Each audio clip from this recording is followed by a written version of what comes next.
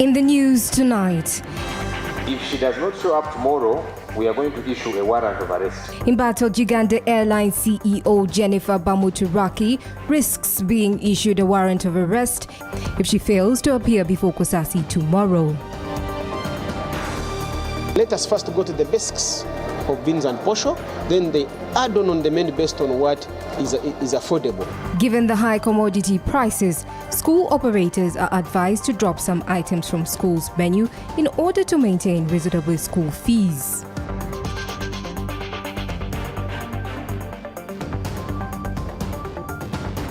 Also tonight, the European Union urges Uganda to embrace global cooperation to strengthen humanities as an academic discipline. The chase is coming across again from Roddick.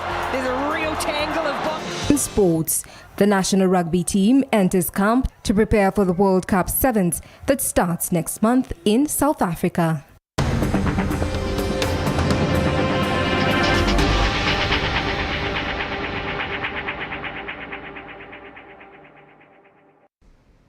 Good evening. Thank you for tuning in to CTV. This is a PM edition. My name is Bernadette Pio. Also on the program, Isaac Luchamuzi. We start in Parliament, where members on the Parliamentary Committee on Commissions, Statutory Authority and State Enterprises have set tomorrow as the deadline for the Uganda Airlines CEO Jennifer Bamuturaki to appear before the committee without fail. This after Bamuturaki, who was scheduled to appear before the committee today, failed to show up. Sarah Nakandi starts us off.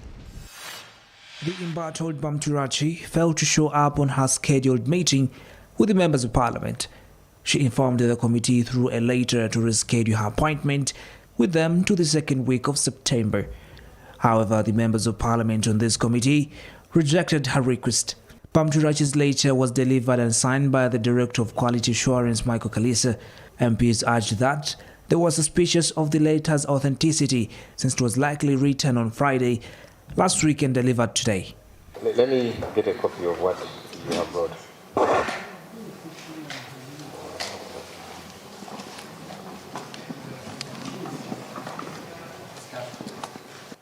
That letter was written and signed on Friday last week. Today it is Tuesday. Why was that letter not delivered on Friday? Why not on Monday yesterday? Why not in the morning today before the meeting started? Considering the criticality of this committee, we try to look for the option of rescheduling these other planned meetings that we had with all the other external stakeholders. That was the very first option, and this unfortunately did not happen right until the very last moment, which was yesterday. So that was where we now sought to deliver this letter today. Committee Chairman Joel Senyonyi ruled that if Bamuturaki fails to appear tomorrow, he would issue an arrest warrant against her. I'm going to issue summons today for the CEO of Uganda Airlines to appear here tomorrow without fail. If she does not show up tomorrow, we are going to issue a warrant of arrest. We have those powers as a committee.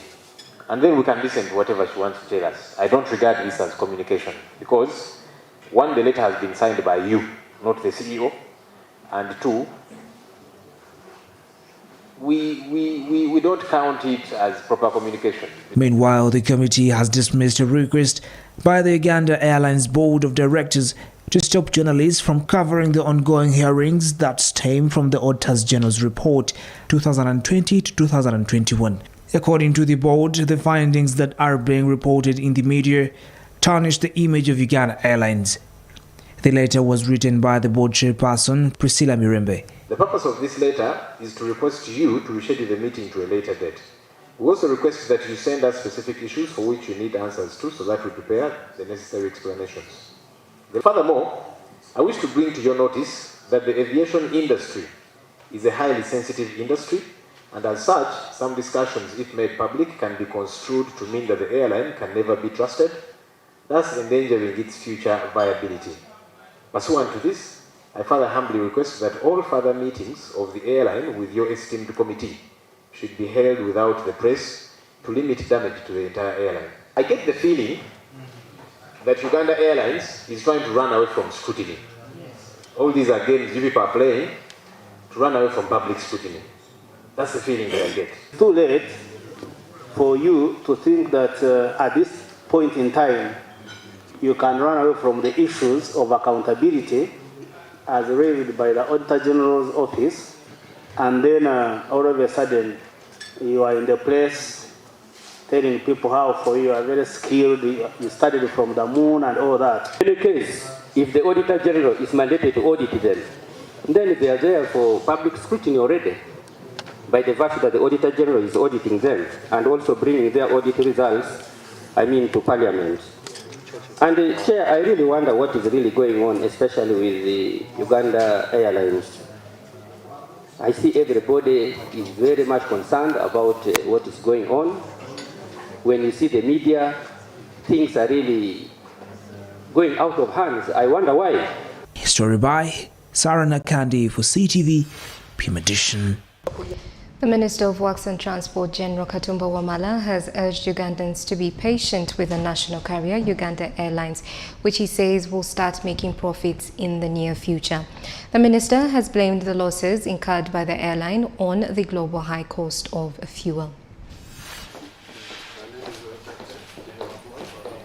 In a press conference held in Munyonyo between the officials from the Ministry of Works and Transport, Uganda Airlines and the Secretary General of Africa Airline Association, Abderrahman Bath, who jetted in yesterday, it was revealed that several African airlines are struggling financially, mainly due to the effects of COVID-19. And in 2021, it was $8.3 billion. And we are estimating a TAFRA 2022 will be around $3.5 billion. So all African airlines are impacted with this situation. According to the Ministers for Works and Transport, General Katumba Wamala, the aviation industry in Uganda was not the only one affected, and that it will take some time for Uganda Airlines to start making profits. For example, one of the things which I think is still a challenge on the continent is connectivity. You find connecting, for example, at some point, connecting to West Africa, we had first to go to Europe, and then you connect to West Africa. They have also attributed the failure to making profits to the high cost of aviation fuel. Because Uganda Airlines started in 2019. Just after the COVID. In August. Yeah, in August. You see, it has impacted all airlines. It impacts more than airlines which is starting. So, making profitability in normal situation, it's 5 years. During the meeting, it is also revealed that Uganda will host the 55th Annual General Assembly and Summit of the African Airlines Association, AFRA, expected to take place in November 2023. Next year, November 2023. As a ministry, of course, we are very happy to do that, to assist Uganda Airlines because they'll be the host, to host all the CEOs of the continent. According to General Katumba Wamala, over 660 high-profile delegates from the aviation industry all over the world are expected to attend. Those who are manufacturing aircrafts will also host this service providers, those who provide services in the airline industry. With AFRA, and then later with IATA, because it will be joined. So our next meeting, when they come back, either at the end of this year or beginning of next year, that will be one of the programs that we will have. The visit of the Secretary General of the Africa Airlines Association comes at a time when the Uganda Airlines CEO, Jennifer Bamutarachi, is being investigated by the Parliament's Committee on Commissions, Statutory Authorities and State Enterprises following allegations of lack of academic credentials and failure to manage the national career. Hope Nyongereza, CTV, PM Edition.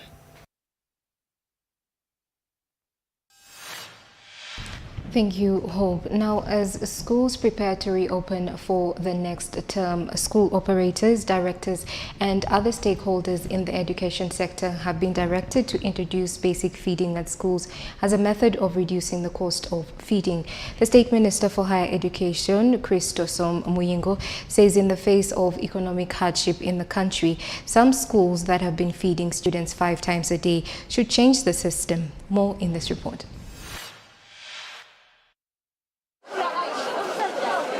Next week, male schools will open for the 3rd term, but to some parents, the thought of schools resuming for 3rd term is a nightmare, and this has been mainly attributed to the hike in school fees. Schools have increased fees ahead of the 3rd term, and this has been mainly attributed to the increase in commodity prices, especially food items. If you look at those schools which are charging a lot of fees, the problem still goes to the issue of the menu that they are feeding those students. They have been advised to set priorities. There are schools which are having 5 meals in a day. They give breakfast, they give mid-break, they give lunch, they give mid-afternoon, they give supper and other meals that we don't understand. To us, that one is improper. Let us first go to the basics of beans and posho, then they add on the menu based on what is affordable. The Minister for Higher Education, John Chrysostom Muyingo, has today warned school owners who intend to overhike the school fees, revealing that the ultimate decision in fees increment will be made by the Minister of Education and Sports. At directorate level, we actually only have one school that has requested to be allowed to increase fees. This is Chipuli Secondary School. And the argument is very clear. They indicate to us, which we are still trying to investigate, that they have not adjusted their fee structure for the last 4 years. Even during COVID, they never increased. But the way forward now is to get back and communicate to the schools that those who have issues, PS has always been communicating to them. Please come and we discuss if you have issues. But the schools are not forthcoming. They are hiding under the authority of the board. Despite the cries, the ministry has no clear guidelines on the school fees structures, with powers of regulating school fees being left with the proprietors of schools. Education Committee of Parliament wants the Ministry of Education to come up with specific guidelines on fees structure. We are also preparing the Education Policy Review Commission. It is carrying out a study. Very soon we shall be coming to you. We want your views so that this monster of arbitrary school fee charging is addressed. Until the guidelines are made, school will continue to create its own fees structure. The Minister of Science, Technology and Innovations, Dr. Monica Musenero, has called on African countries to focus on new innovations in science to boost their economies. Musenero, who was speaking at a science conference on halal products in Uganda, says countries that have developed rapidly have spent a lot of time on innovations. More in this report. She was speaking at a science summit that has drawn delegates from 22 African countries to discuss and train on how to make and test halal products. Dr. Musenero asked to emphasize value addition onto products to make them acceptable on competitive markets. We want to tell the world that because it is made in Uganda, it is of excellent quality. Because it is made in Uganda, it's the best technology available. That's the guarantee we are giving. Dr. Musenero says innovation goes hand in hand with quality products, adding that without it, no innovation can be appreciated. We have streamlined our science, technology and innovation in the country to focus on industrial value chains, to focus on science for industry and commercialization, to focus on the specific things and building a reputable ecosystem. The State Minister in charge of Defense and Veteran Affairs, Huda Olelu, says producing halal products in Uganda could lead to wider regional and international markets. Therefore, the Muslim countries, the Arab world are part of our market. Because Ugandans have woken up, We are producing quality quantities and we need a market. The Deputy Mufti of Uganda Muslim Supreme Council, Mohammed Waiswa, says more Muslims should be trained to ensure that the population gets quality products. Therefore, we are humbly appealing for the partnership from the Muslim countries that are advanced in this work. First of all, to build capacity as Uganda, but also as Africa, to be able to guide our manufacturers, our processors, to make sure that they put some of these products that are actually permissible in terms of content. After the summit on halal products, laboratories where the product will be tested will be constructed. That story takes us in for a short break. More when we return. Don't go away.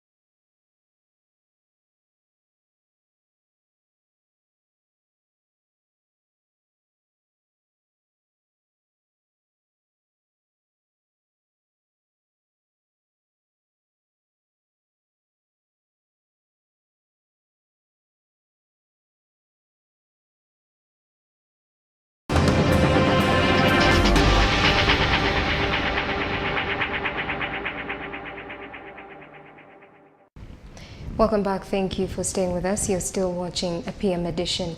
In other top stories of the day, members of the European Union, led by the ambassador of Germany, have urged Ugandans to embrace global cooperation to help promote humanities as academic discipline at different levels. The ambassador made these remarks while officiating at the International Humanities Conference at Makerere University.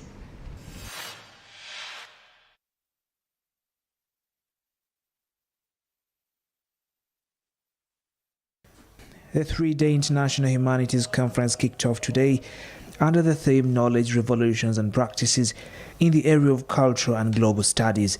The event, which brought together members of the European Union, scholars and members of the civil society, saw the ambassador of Germany to Uganda, Matthias Schauer, urged Ugandans to support the effort of global cooperation towards development. We may now need a new focus on global cooperation, and thereby create new fields of research for humanities and social sciences. Just an idea. Ladies and gentlemen, humanities usually attract a large part, even the major part of students at a university, mainly because of their vast range of interesting subjects. Towards development. While officiating the opening of the 3 days International Humanities Conference, the ambassador revealed that this will help solve conflicts. Foster social justice and equality. They teach us empathy. They make international relations broader and stronger, I can assure you. And humanities encourage us to think creatively. They teach us to reflect upon ourselves, upon human nature, and to think outside of the box. The Vice-Chancellor of Makerere University, Professor Barnabas Nawangwe, has also urged scholars at the College of Humanities to practice what they learn and apply it in real life. The very high population that we're experiencing now, issues of climate change, crops drying, and therefore we need to come up with varieties of crops that will not just dry because of drought, issues of health, because of the new diseases that we are experiencing. So those are the key issues that we must address now if we want our countries to remain stable. Professor Nawangwe also urged scholars to carry out more research. Humanities have been previously marginalized, but they are coming up with full speed, and they are actually overtaking many of the science colleges as far as research is concerned. The principal of College of Humanities at Makerere University, Josephine Ayikira, says that it's their responsibility to participate in the fight against climate change, conflicts and other challenges. Humanities as an academic discipline explores such aspects of human society and culture. Today, the humanities are more frequently defined as any fields of study outside of professional training and the natural and social sciences. The International Humanities Conference 2022 will take place at the same time Makerere University will be celebrating a century in existence. Safi Mwakele Belokan Chris Semale Musimakula for CTV PM Edition. Members from the Asian community in Uganda, especially those of Indian origin, have embarked on new strategies to empower the youth by giving them life skills that will help them prosper. Part of the life skills are aimed at helping them start their own enterprises with the aim of reducing the high unemployment rate in the country. Asians, especially the Indians, have been in Uganda for generations, but what stands out about the memory of their stay is when they were kicked out of the country in the 1970s by then President Idi Amin Dada. Many of them were forced to leave their property and wealth behind, while others died as they tried to leave the country. Although the president decided to return the Asian properties to their owners years later, some members of the Asian community have managed to set their lives back on track by rebuilding their businesses. Today, a group of Indians under Vibrant Africa are now trying to empower the population, especially the youth. According to Gurudev Sri Ravi, the founder of Art of Living Foundation, they are equipping the youths with skills to help them fight poverty and unemployment. We do take up programs whenever there is disaster relief or, wherever there is some need. That is second thing. And the third thing is we also want to train youth to be entrepreneurs. So that when youth are trained as entrepreneurs, it addresses many issues of unemployment and of other issues of violence in the society. Some of the innovations they are focusing on include the use of the local medicines and remedies. Ayurveda is very well known now today in US and Europe and many parts of the world. And so it is without any side effects. These Ayurvedic, treatments, wellness treatments, medicines are being benefited. People are being benefited around the world. You must have known about it. You must have heard about it. Members of the Indian community in Uganda also want the Parliament of Uganda to recognize them for their contribution to the economy. Right now, that from the President office, it went to the Parliament for approval. In the meantime, we discussed with the committee recently formed by the Parliament. It is called the Parliament Committee for Indian Affairs. So we informed that committee also. The Honorable Opolot, he is the chairman of that committee. We had a meeting with him also. We explained to him what is why the getting a tribal status important to Indians. Uganda has 25,000 to 30,000 Indians involved in different kinds of businesses. Some of them have stayed in Uganda for over 40 years. Chris Semakula, CTV PM edition. You're still watching PM Edition. In news from the region, women in Angola turn up in large numbers in support of the incumbent president's last rally before tomorrow's elections. While in the Democratic Republic of Congo, a resurgence of Ebola has been declared following confirmation of a case in the eastern province of North Kivu. President Lorenzo, with his wife, highlighted and committed themselves to women issues, vowing to increase their positions in leadership. If the ruling MPLA party wins, President Lorenzo's running mate, Esperanza Maria Eduardo Francisco da Costa, would be the country's first female vice president. Angolans head to the polls on Wednesday in what is expected to be the closest election since the country first allowed a multi-party vote in 1992. A sea of red and green-clad supporters rallied in a densely populated and impoverished district of Angola's capital, Luanda, on Monday to show support for the opposition group, posing the biggest threat to the long-ruling MPLA party. President Aldabato chanted the crowd, dressed in the party colors of the National Union for the Total Independence of Angola as its leader, Aldabata Costa Jr., arrived. The thousands of supporters, mainly young people, were feverish with excitement, chanting the black rooster in reference to UNITA's symbol. Authorities in the Democratic Republic of Congo have declared a resurgence of Ebola following confirmation of a case in the eastern province of North Kivu. A woman died in the town of Beni. It is the second outbreak in the country this year. The previous epidemic was declared to have ended in July. The World Health Organization's Regional Director for Africa, Machitisko Moeti, said the authorities in North Kivu had successfully stopped several flare-ups of the deadly virus before and was confident they would bring this one under control soon. Scientists say it is unrealistic to think Ebola will ever be eradicated, but it is now easier to prevent a crisis. This is the 14th outbreak in Democratic Republic of Congo. The first outbreak was back in 1976. On the international scene in Lebanon, the northern section of the grain silos damaged in the major 2020 blast in Beirut has collapsed, while Bangladesh will close schools for one more day each week and reduce office hours to ease an electricity shortage. Here is more.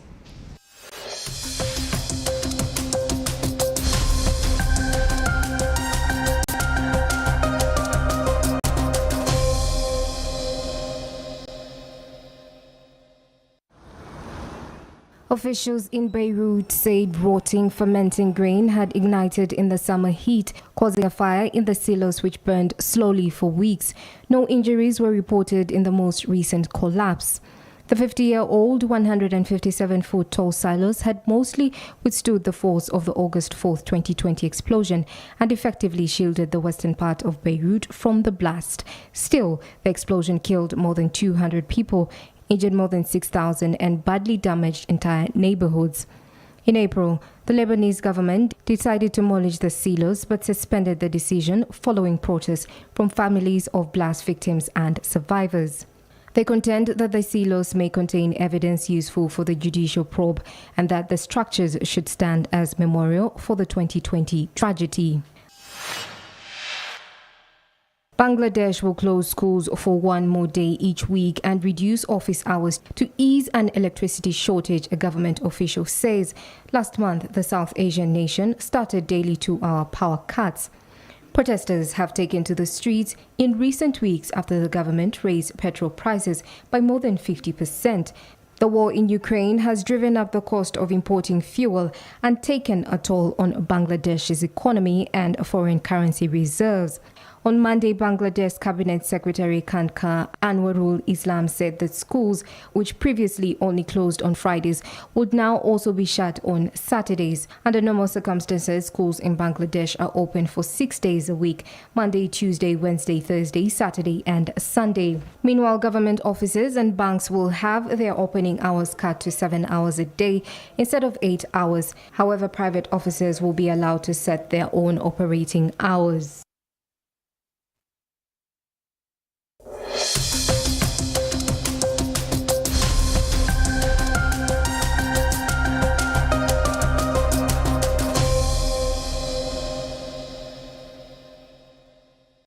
PM Edition takes another short break and returns with news from the world of sports.